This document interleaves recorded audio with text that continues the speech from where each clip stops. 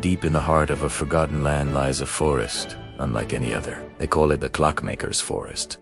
A place where every leaf, every branch, and every creature moves with the precision of a perfectly crafted timepiece. Towering trees tick and talk in a gentle rhythm, their leaves rustling in a synchronized dance. Streams flow with the steady pulse of a second hand, and the birds sing in harmonious, metronomic chirps. Everything in this forest had a heartbeat, a rhythm that connected it to the great cosmic clock. For centuries, the forest was governed by the great clock, a magnificent ancient tree at its center.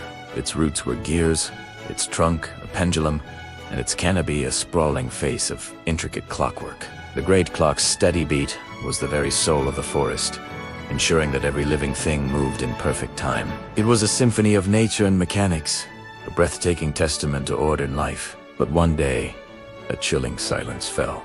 The birds stopped singing, the streams froze in their channels, the leaves hung motionless in the air.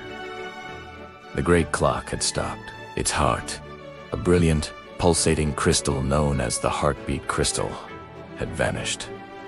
Without its rhythm, the forest began to decay. The leaves turned a dull, lifeless gray. The gears on the trees rusted and seized. A creeping stillness threatened to consume everything. From a small village on the edge of the woods emerged a young, curious girl named Ilara. She wasn't a hero or a warrior, but she loved the forest song more than anything. Her grandfather, the last of the forest's caretakers, had told her tales of the heartbeat, Cristo, and the chaos that would ensue if it were ever lost. With the forest's life fading, Ilara knew she had to act. Armed with her grandfather's old tools and a heart full of courage, she ventured into the silent woods. Her journey was eerie.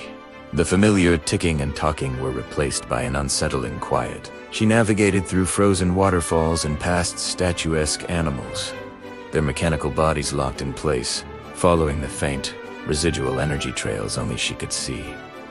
Ilara delved deeper into the forest's core. She discovered that the crystal hadn't been stolen by some great evil, but had been moved by the forest itself. Over the centuries, the great clock's rhythm had become too rigid, too perfect. The forest, in its own ancient wisdom, longed for a new song, a rhythm that allowed for spontaneity, for a missed beat, for the beautiful imperfections of life. The heartbeat crystal had retreated deep underground, waiting for someone to find it and understand its desire not for perfect time, but for a living, breathing tempo. Ilara found the crystal in a hidden grotto, pulsing with a soft, hesitant light. Instead of simply placing it back in the great clock, she understood its plea. Using her tools, she didn't just repair the clock, she redesigned it. She introduced new gears and springs, creating a mechanism that was less of a metronome and more of a heart.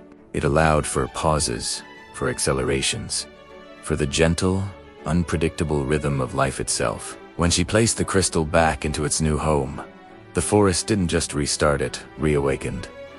The trees swayed in a gentle, free-form dance. The streams babbled with newfound energy. The birds sang, not in perfect time, but with joyous, individual melodies that created an even more beautiful symphony. The Clockmaker's Forest was no longer just a place of perfect time. It was a place of vibrant life, all thanks to a young girl who listened not just with her ears, but with her heart. Thank you so much for joining me on this journey. If you enjoyed this story, don't forget to like, subscribe, and hit that notification bell for more tales from magical worlds. See you next time.